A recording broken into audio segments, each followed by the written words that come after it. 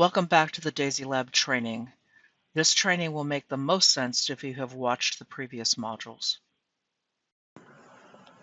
Module 7 will be split into two parts to be able to keep each video under or about an hour. Part 1 will talk about documenting DASYLab, averaging data, and separating data. Part 2 will talk about multiplexing data, the new SmartMux feature, and the signal router and signal switch modules. We'll start off by talking about how to document DASYLab. Use DASYLab features to self-document the worksheet with module names using channel names, units, and descriptions. This is the easiest thing to do because you can do it as you're creating your worksheet. You can use the work area documentation features that are shown on the right in this image where it says this example shows a simple oscilloscope. That's a blue block on the background of the work area with text information in it. You can then save the worksheet as documentation as a text file or an HTML file. And then you can save an image of the worksheet. You can do a print screen, you can copy to clipboard, you can print it, depends on how you want to do it. And then you can separately describe the function of the worksheet. There is a worksheet info block that you can fill in, but when you're documenting, you also need to document your overall system. All I can do is talk to you about documenting the DASYLab component of it. So we're going to take an existing worksheet.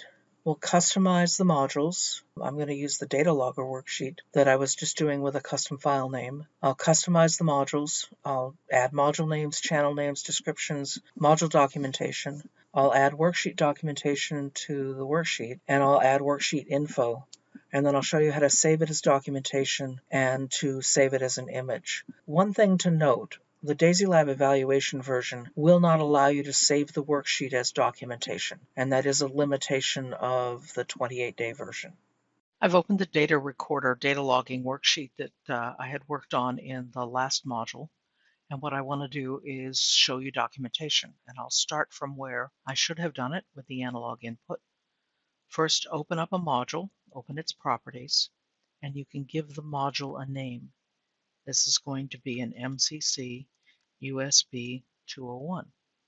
You don't always have to be that specific, but it helps when you're looking through a worksheet to know what it was created with. You can give a description. This is my USB 201 for training. So you can give a short description. Neither of these are particularly long. A short description. And then for each channel, you can give it a channel name. Now, modules that originate channels give you a channel name, blank area, and default to some setting. The measurement computing driver defaults to AI0. And so this is going to be my function generator. And this is going to be a null channel. There's no data, so null 1 and null 2. So these are data that I'm collecting that I know there's nothing connected to. When you're looking at the settings for each device, measurement computing is keeping track of things like the type of sensors available on the device. This is a voltage-only device. And it allows you to change units here, even though it's only reading voltage. So I would like to urge you to change the units when you get to the scaling module. The limits are specific to the device. This device is a plus or minus 10 device. It is a fixed voltage range to read in. Other devices will allow you to read in different ranges. So I have documented this module. Now you notice when I hover over it, let's do that again. When I hover over it, it shows me a quick tag that gives me the information that's inside the module. It says MCC USB 201, and then the description that I put next to it, my USB 201 for training. If you need more documentation for an individual module, you can right-click on it, and at the bottom of the dialog box, there's a module documentation setting. You can open this, and we're going to give you 256 characters to describe this. So this is an 8-channel USB 201 with a function generator connected to channel 0. So I didn't use anywhere near 255 characters.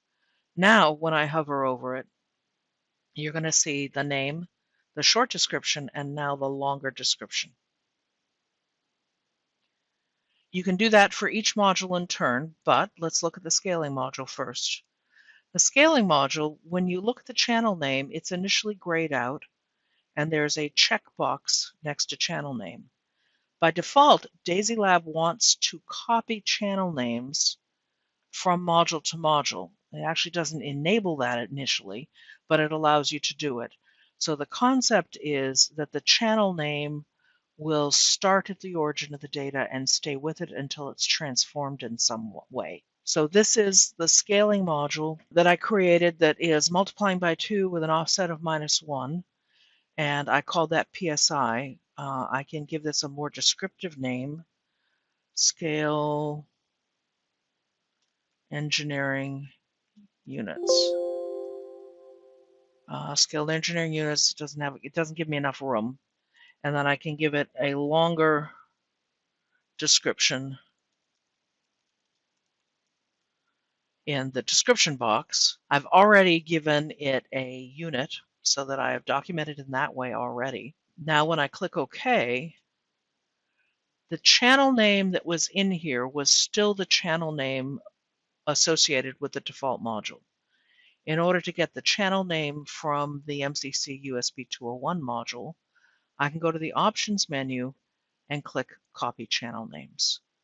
Now when I open the properties for the scaling module, you're going to see that in light gray, we have got the channel name that I had created in the origin module.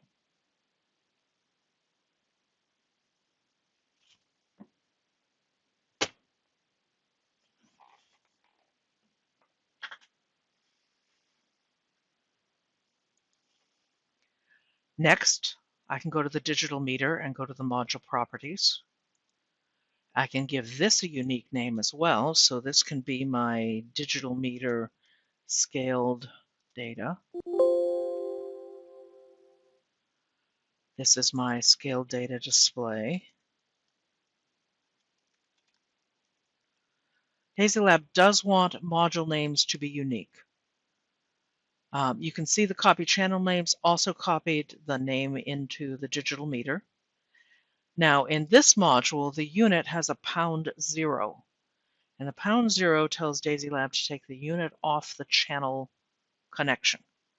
So the upstream module, the USB 201 and the scaling module, will include the unit when it sends the data to the next module to be processed. #0 allows you to just pick up the incoming unit. If you were doing a function like an arithmetic where you were dividing one channel over another, you would see the notation here would show that operation in the unit. And if it's appropriate, then the unit would be transformed to the unit appropriate to that channel divided by the other channel. In the case of volts divided by volts, you would get unitless. So volt over volt. So we have done that. We can also do the right-click module documentation on these.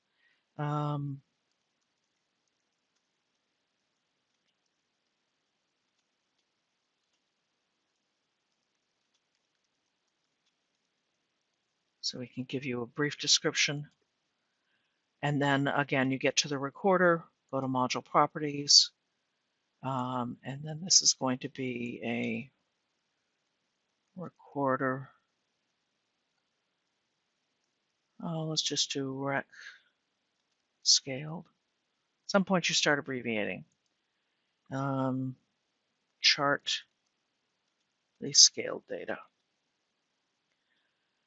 Again, this is picking up the channel name from the copy channel names and the unit from the channel itself. So we've got 4 of these modules named, and now the right module, again, it will have copied the channel name, and we're going to write to CSV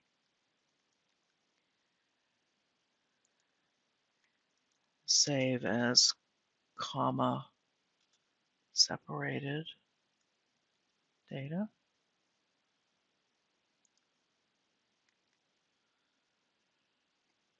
And click OK. And because this is the complex thing, this would be a place where you could say file name is composed of strings.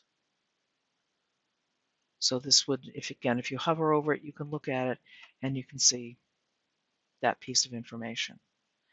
The other thing that you can do is you can go to the options menu and go to global settings. And in the global settings, in the center right, is a copy channel names when measurement starts. Check that box, and then DASYLab will automatically copy channel names when that measurement starts. You don't have to remember to go to the options menu and do it every single time that you change a name. So this hasn't changed how DASYLab runs. This worksheet's still going to do its thing. The next step on documenting is going to be creating document descriptions on the back of the worksheet so that you can describe sections of your worksheet or provide other information that you want to include on this view. You would create that by doing a right-click, select Edit Documentation Frame. That changes your cursor to a baby crosshair and a piece of paper, but it doesn't do anything yet. Now right-click again and say Create Documentation Frame, and click and drag a box. DASYLab is going to create a rectangle the size that you created. If you put your mouse over that, right-click, and go to Documentation Frame Properties, you're going to have 256 characters that you can include here. So this is a data logger for the function generator, created on, what is today's date? This is the 18th. I can fix my spelling. It's going to default to this color. I gotta fix everything now. All right, so it defaults to this color and it defaults to this font. You may have noticed that there was a button for font. You can, for example, go to a bold italic font of 16 points and click OK. Click OK, and you've got a heavier font. It's more readable. You can go back to the frame properties. You can change the text color. You can change the background color. Say you want it to fade in a little bit more, so you can pick that yellow and it will fade into the back. Oh no, never mind. It didn't fade in, did it? You can pick a variety of background colors. This DASYLab background is this yellow hue, so white will still stand out against it, but it doesn't jump out the same way.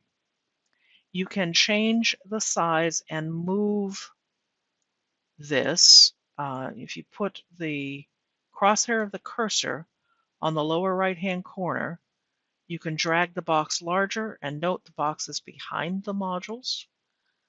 You can drag it smaller, and if you don't like where it's positioned, you can click anywhere in the box. It will anchor to the upper left, and then you can drag it around. You can create multiple frames. It's going to default to that blue color. It doesn't matter where they are or whether they overlap. So I can create an overlapped frame if I wanted to. Edit, create.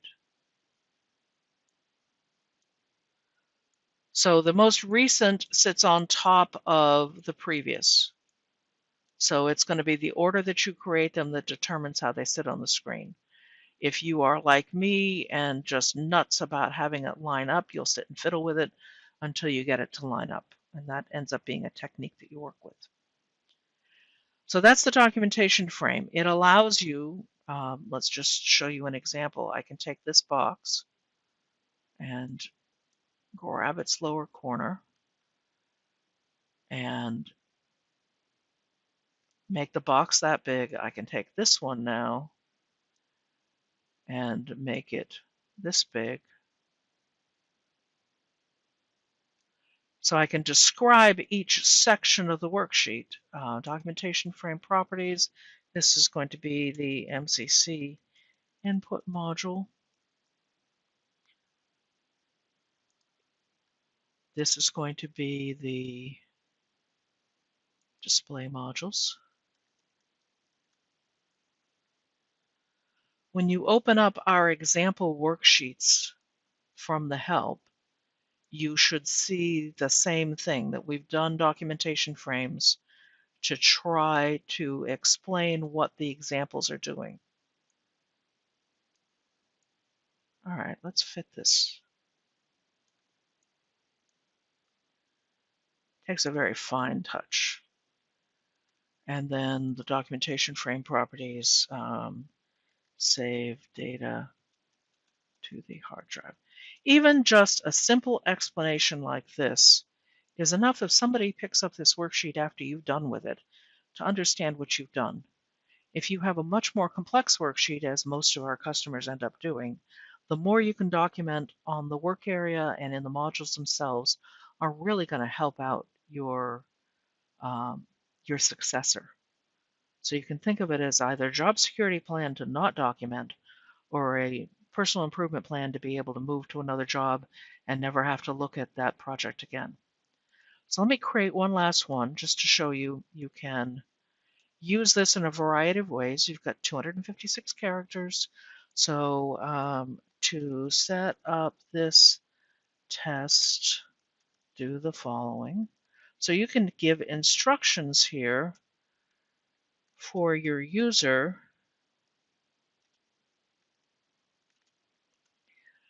and have a list of things for them to do as part of setting up the test.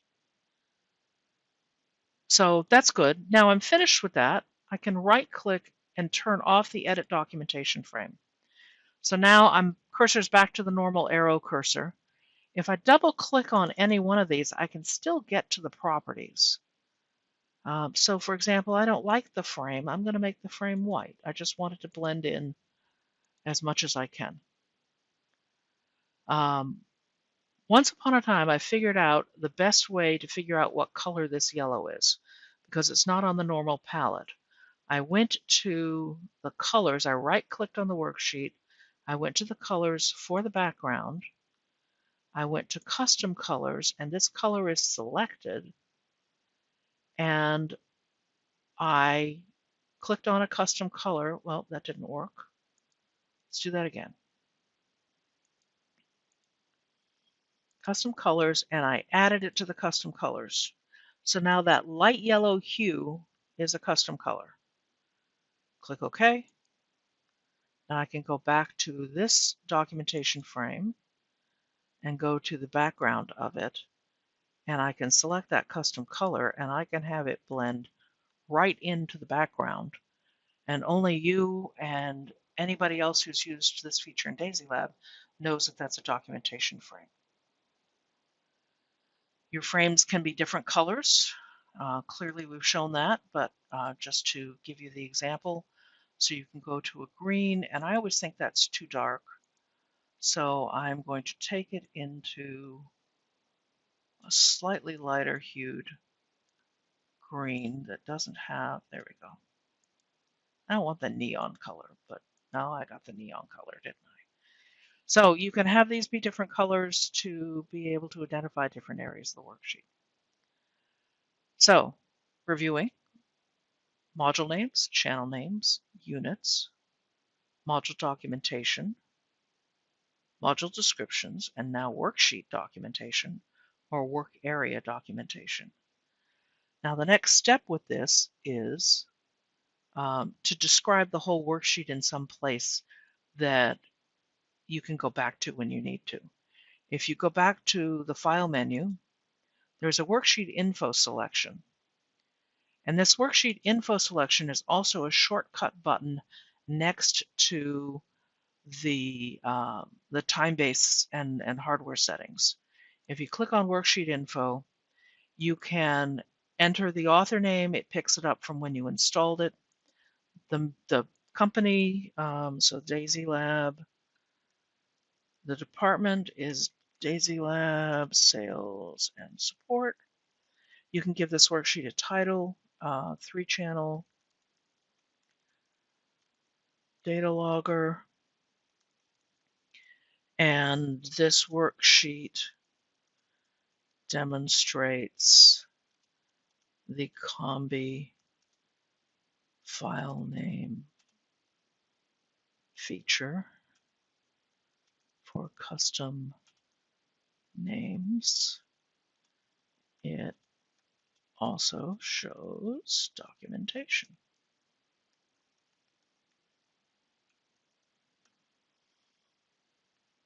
It also shows you the date it's created and the date that it was modified. So I had worked on this yesterday with the video, and now I'm modifying it today. Click OK to save that information.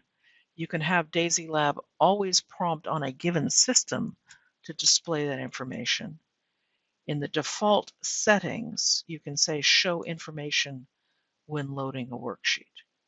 So if I click OK, I'm going to save this with a new name.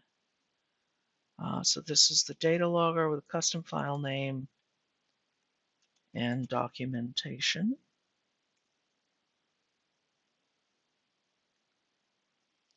I'll close DASYLab.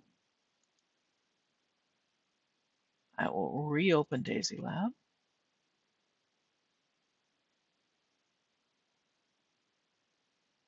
I will load that worksheet. And you can see now it prompts me for the worksheet info or with the worksheet info so that I can see what this worksheet was. So that's a system by system setting. That isn't a worksheet setting. So if you always want to be able to look at the worksheet info, you would configure that in the global settings. Now, I said that we can then save this as a file. So if I do a file, save as now, I can save this as a worksheet documentation, a .text file, or an HTML documentation. I'll do both. Let's save it as a text file. It's going in the worksheets folder. Click Save. Then I'll do it again and do Save As. And this time I'll save that same one as an HTML file and click Save. Now I've got to go fish it out of that folder.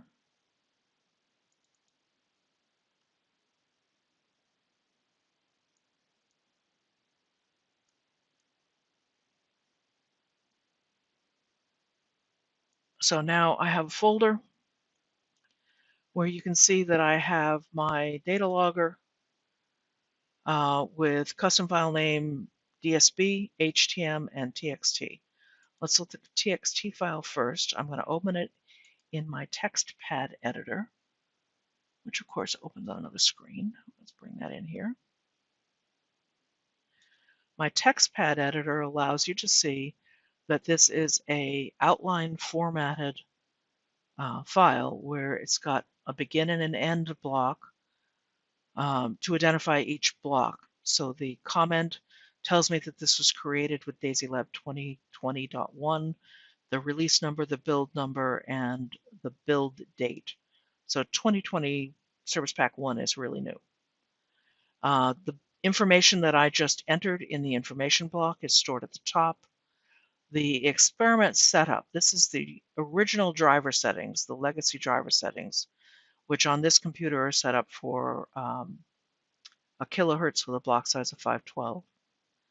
I have the global variables and strings defined that we did as part of Module 6.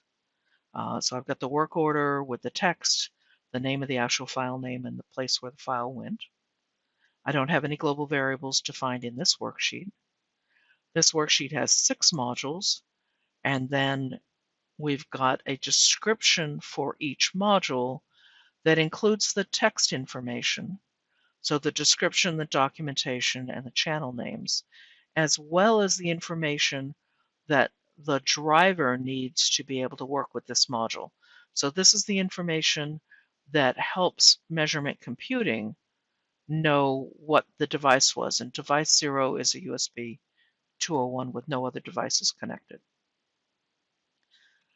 Module 2 on this list is a scaling module. Again, the documented, you can read the text information, and then it's got the values associated with each channel.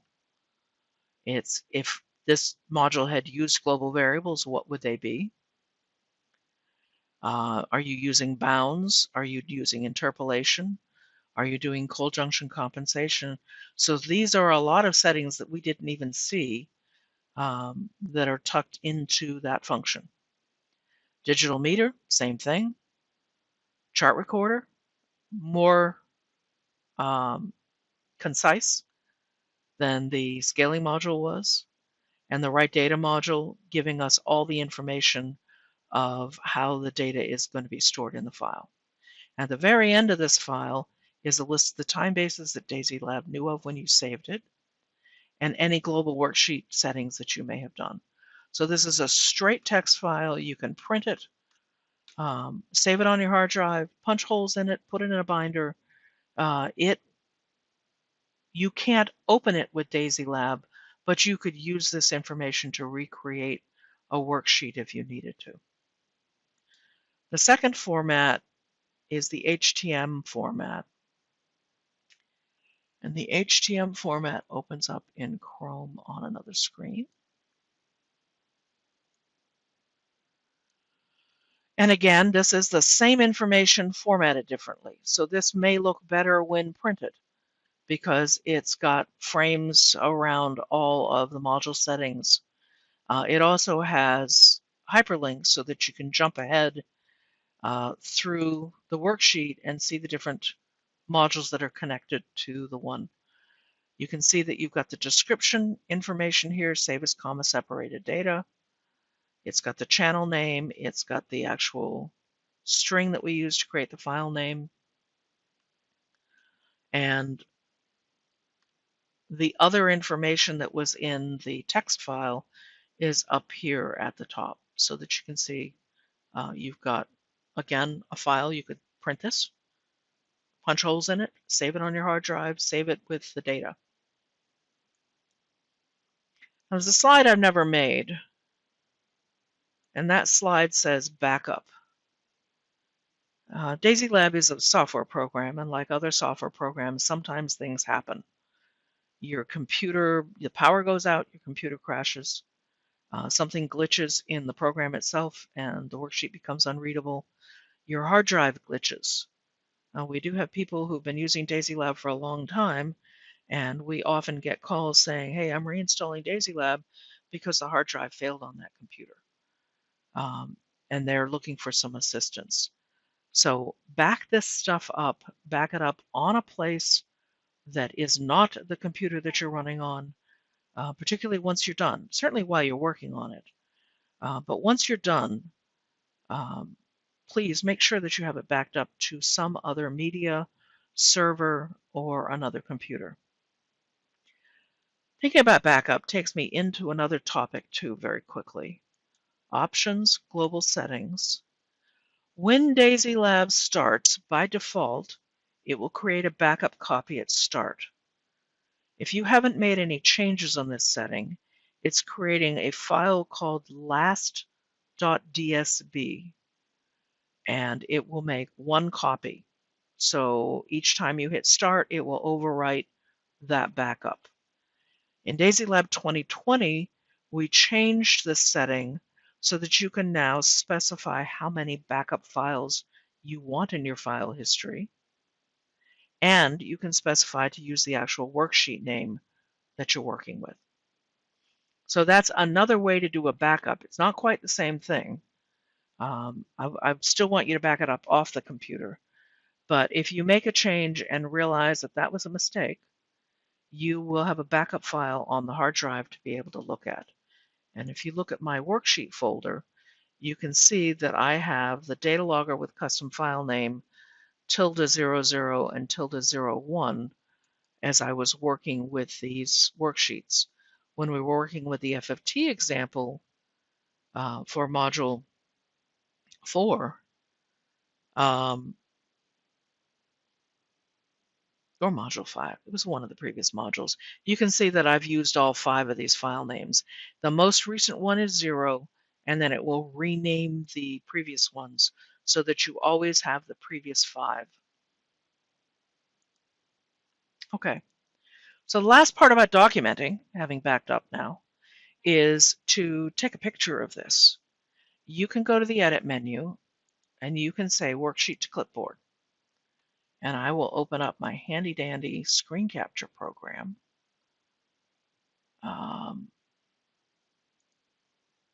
Which currently says, welcome to Snagit.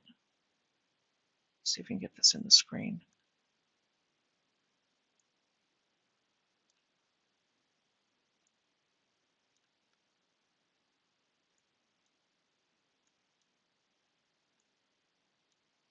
All right, so we have my Snagit program showing in the screen. And I can do a file, new, from Clipboard. So I can take whatever is off the clipboard and put it into a file.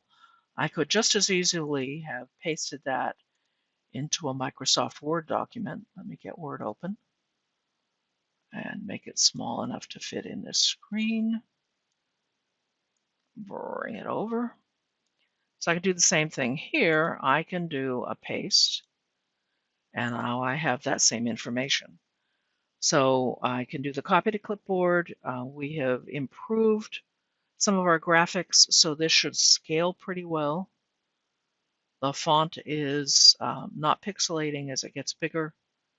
So we have done a better job with the graphics than we had done in previous releases. If you don't have a previous release, don't worry about it. And the last thing that you can do with the worksheet is you can do a file, and from this view, you can do a print. And it's going to default to my default printer, which is also the Snagit program. And so what this will do is it will print on the sheet of paper, it will try to fit the worksheet, and it will include the descriptive information that I had included with the worksheet. You can control in the File menu, in the page setup, what information you would like to include. And so you can include more information. So this is a short header comment, and this is a footer comment. So now I'm going to click OK, and I will print it again. And it will pop up in the middle of the screen, and now I have that header comment. You see the short header comment, and that it includes the context of me, that it's CJ Butler, DASYLab Sales and Support at Measurement Computing, along with the name of the worksheet. So all of this is to say, we're not going to do the job for you of documenting this program, but we're giving you the tools to be able to provide documentation for it. And one of the reasons I talk about it toward the end of the class is because at the beginning of the class, you're focused on learning the program. Toward the end of the class, you're starting to think about how you're going to use it for the project that you want to work on. And the most important thing that you can do is ensure that if you come back to this in a month, or in 6 weeks, or in a year, you can understand what you did. And documenting it in the worksheet, creating the appropriate files for a project that you're delivering. You built a test stand, putting all that information in one place, either in a folder on the computer or on a USB memory stick, in a way that you will be able to read it. I always visualize printing as much as you can, punching it, putting it in binder, and gluing the binder to the side of the test stand. That may also include the schematic. So none of this is talked about your physical, mechanical environment or your electrical environment. That should also be part of any documentation that you do. One last thing on the worksheet documentation, the work area, this is text only. Sadly, we can't get images into this. That would be the best part, I think. But I do have customers who have taken layouts and created a layout where they have created images and been able to include information in the worksheet that helps document some of what the test is about. So you could put a bitmap here that describes your test. What did we have for examples? PNGs? Nope. JPEGs? GIFs? Oh, GIFs would be terrible, wouldn't it? Once upon a time, we had a great schematic. We appear to have lost it. So you could put, as part of the description, an image that describes what you're testing, and then you can conceivably include instructions here, so you could make a text box that gives you instructions for how to set up with this. I always hate the font in this. It's too small to start.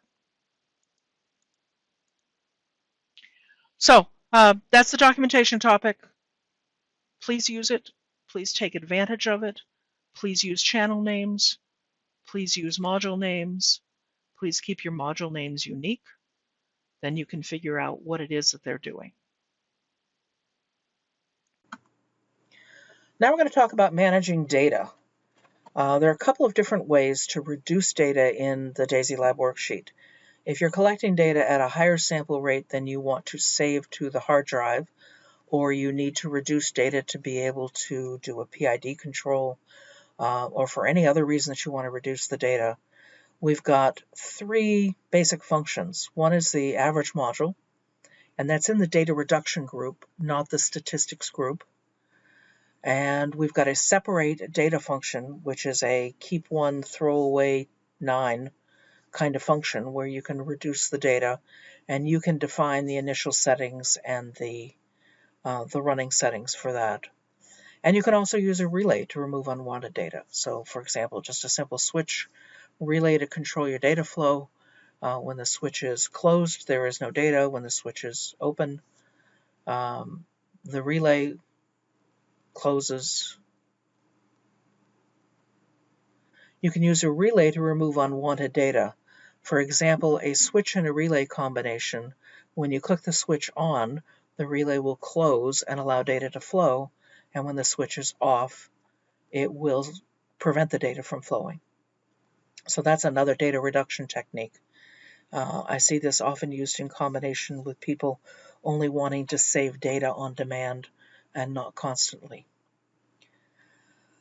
Managing data also means managing channels, and I'll look at the signal router, the signal switch, and the multiplex demultiplex function.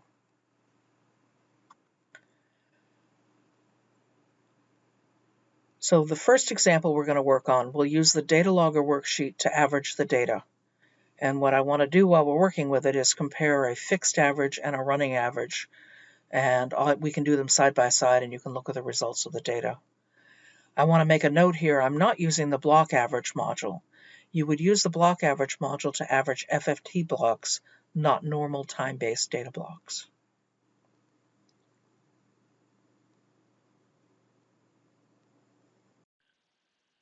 Starting with the data logger worksheet that I created, I'm going to add in the data reduction group an average module.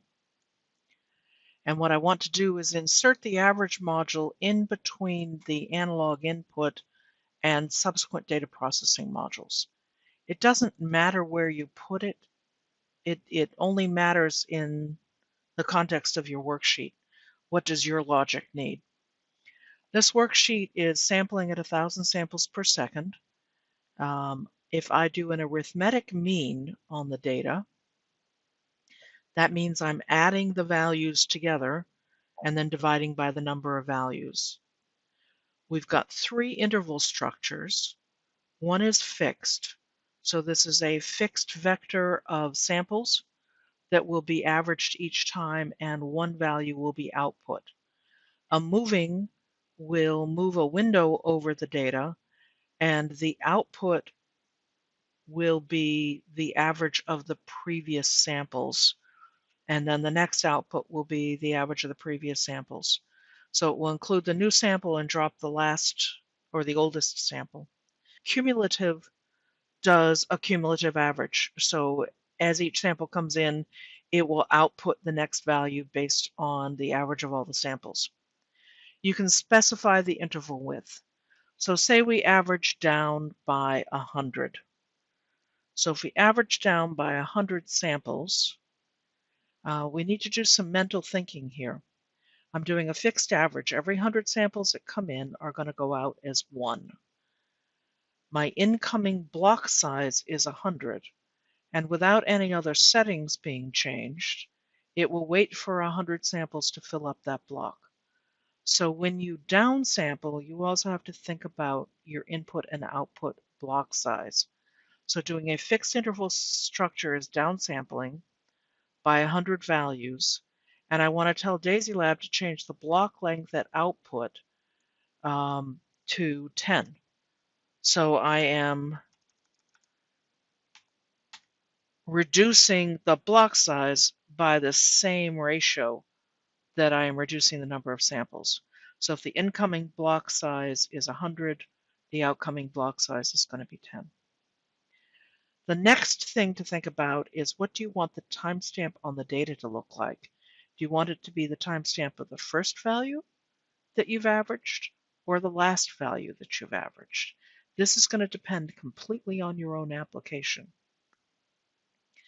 This is an example of a module where all of the settings are underneath the channel bar. That means when I look at channel 1, it hasn't been updated, and channel 2 hasn't been updated. If I go back to channel 0, and if I click the function 8 key on my keyboard, all of the settings will copy, including the channel name, but the channel name is grayed out, so the channel name should be picked up from the channel that it's connected to. It's picked up arithmetic mean 110 and the change block length, and channel 2 is the same way. Click OK, and now I want to add this in, and it means I'm going to have to fix my my documentation too. So I want to disconnect scaling. So I'm going to delete the input connections, and I'm going to slide everything to the right. And then I will wire the average module in. And if I really am going to care about the documentation, I'm going to take a second and fix it now. To fix the documentation, I'm going to right-click, turn on Edit Documentation Frame, and then I am going to move the documentation frames to the right, and then increase the size of the MCC input module. And increase it a little bit more. And display modules can go a little bit more to the right. There we go. And saving data to the hard drive.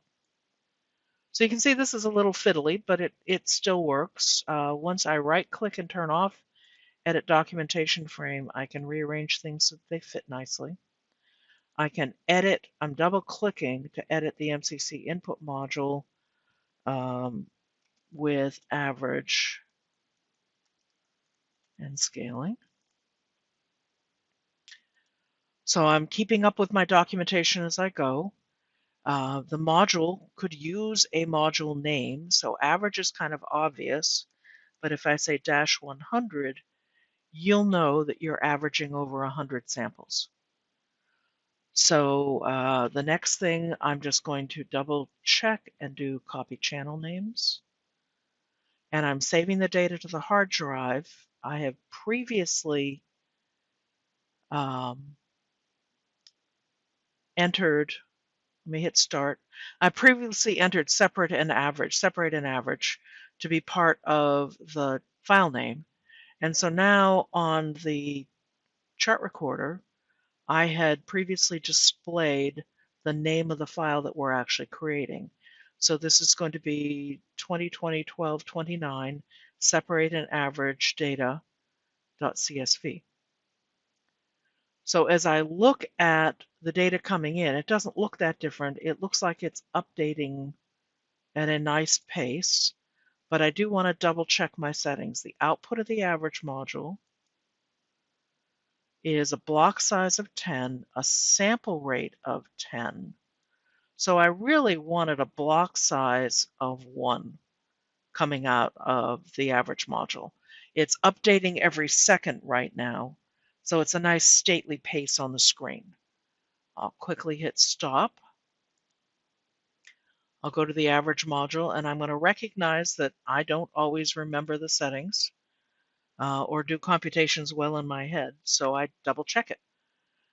Change the block length at output to 1. I'm going to click the function 7 key, F7, to copy that setting to the other channels. And I always click and verify it. I'm going to keep separate and average as the file name. So I'm on file name, and now it's updating every 10th of a second. So it's looking a little bit less stately. Part of what you can see with these settings is, let's make this bigger and zoom in a little, that sinusoidal waveform is a little choppy now. It isn't quite as smooth at this sample rate. If I increase the frequency of the signal, now you can see that averaging is taking out anything that makes it look like a sine wave. It's actually turned it into a triangle wave. So I just increased the frequency by 10. Now if I muddle around with it a little, depending on the frequency of the signal, averaging is going to start to distort the data. You'll lose the frequency, the waveform component of the signal. With a slow signal, so let's go back down to slow,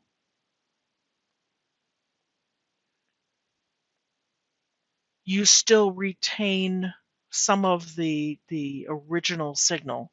And if I slow it even further, going back to the slow signal that I was looking at, you can see that at the very slow frequency of this signal, that I can see it more clearly now.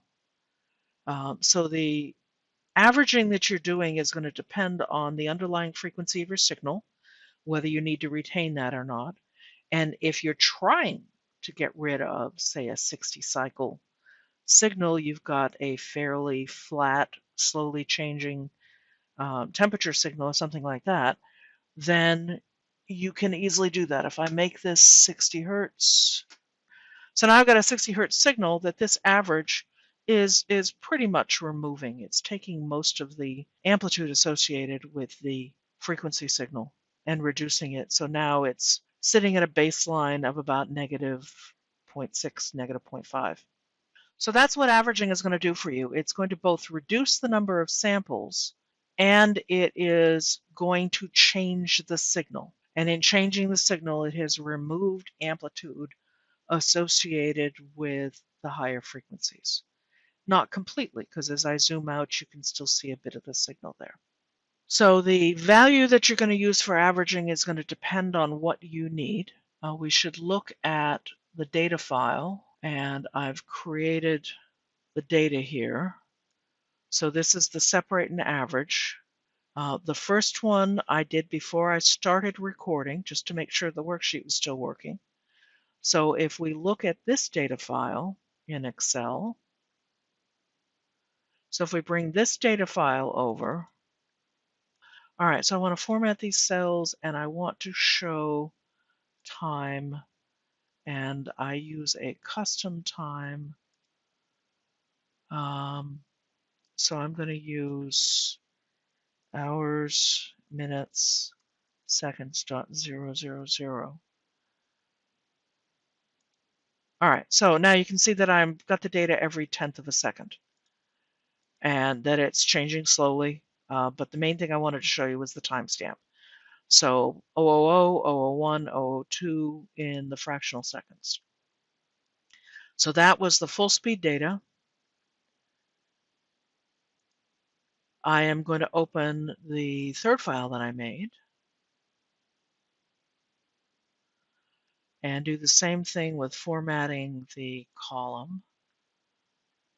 And I'm using hours, hours, hours, minutes, minutes, seconds, seconds, dot, 1, 2, 3. And now you can see that this data is being stored every 10th of a second. So instead of being 00001, it's 100, 200, 300, 400, 500. So I have reduced the total amount of data that's being stored using an average function.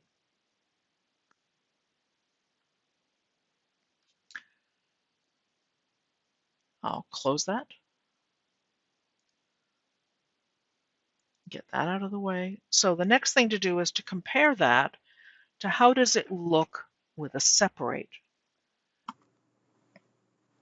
The separate module allows you to reduce data without distorting the data. When you average data, you are doing a computation on it, and the outgoing data point doesn't look the same as the incoming data points. With the separate module, we don't touch the value. All we do is reduce the total number of values. You can separate by block. You can keep one, throw away 9 blocks. So you'll have a huge gap between blocks of data. Or you can reduce by sample, and this downsizes the sample rate. And you can do the same thing. You can say, I want to keep the first value, throw away 99 values, keep the next value, throw away 99. And that would reduce your sample rate by 100. If you're working with FFT or histogram blocks, again, you want to separate by block rather than by value, because then you would distort the FFT information.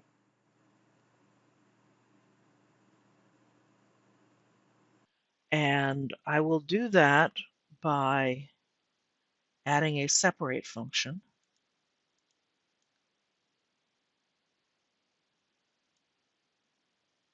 Do the same thing, 3 channels. I want to do the same kind of thing, but the terminology in this module is different.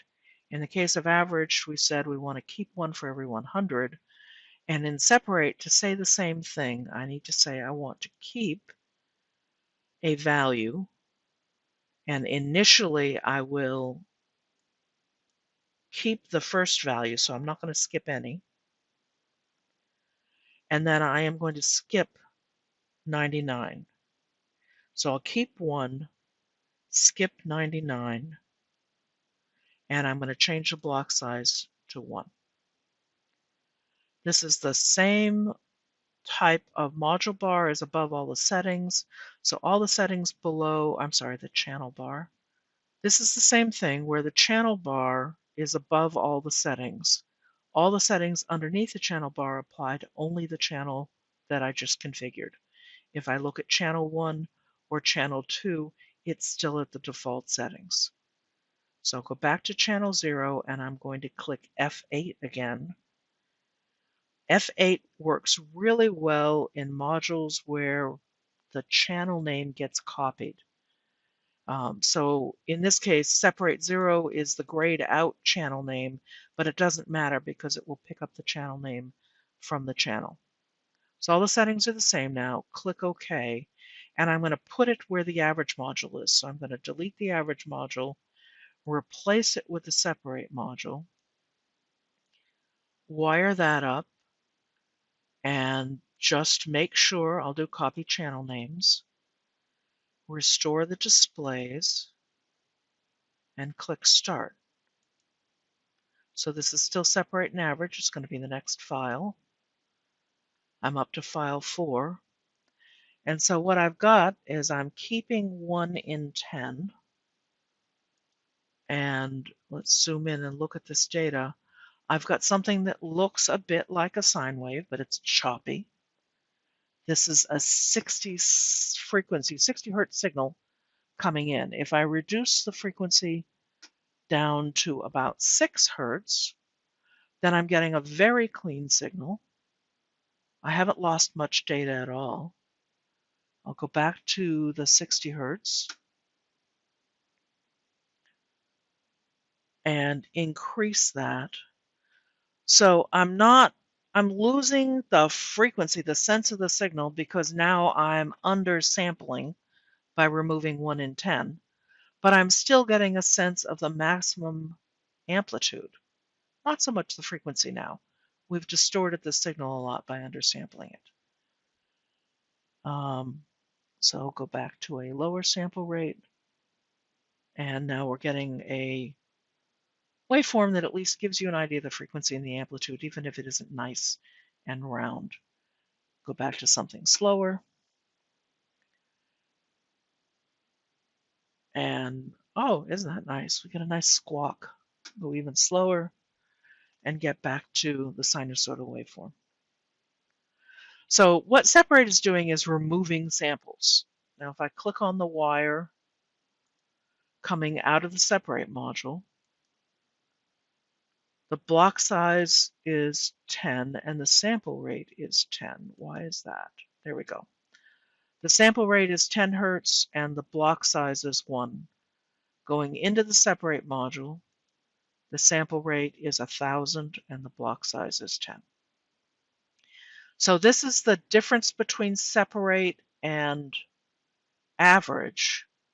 Average is computing on the data and producing a signal that is an average. Separate simply removing samples. And at slower frequencies for this separation, you can't see anything. At higher frequencies, you start to see how the removing samples affects the signal. In this case, it's removing enough that instead of looking like a simple sinusoidal waveform, it's looking like a squawk type signal. I'll click stop and we'll look at the file again. This is average 4. I will open it. And now I need to modify the timestamp again. Custom hours, minutes, seconds, dot 000.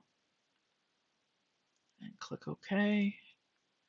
And so now I'm doing the same thing. I am saving the data every 10th of a second.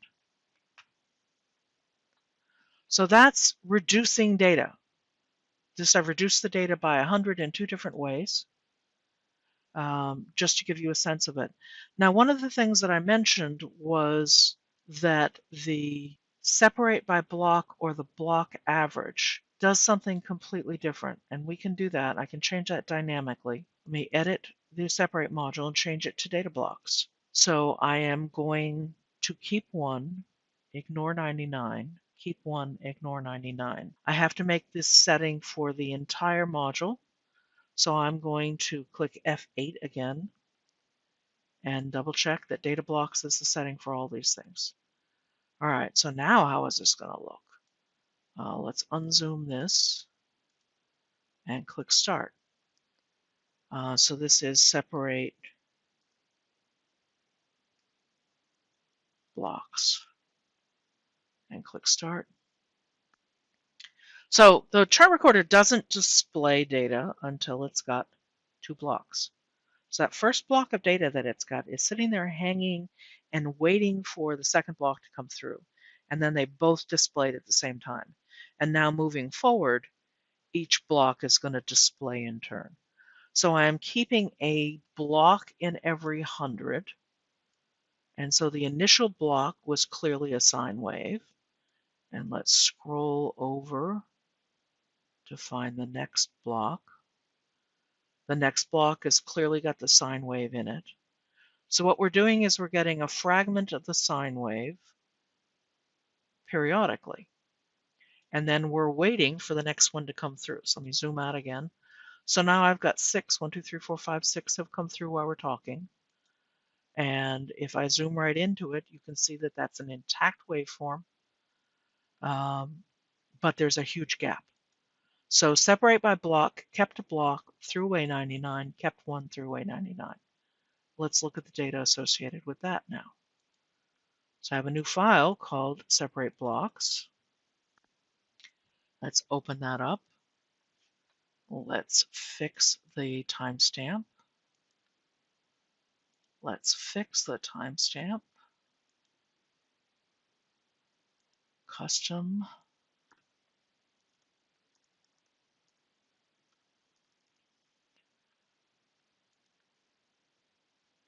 So I am looking at this, and the first chunk of data that I'm looking at, we're at 30 seconds.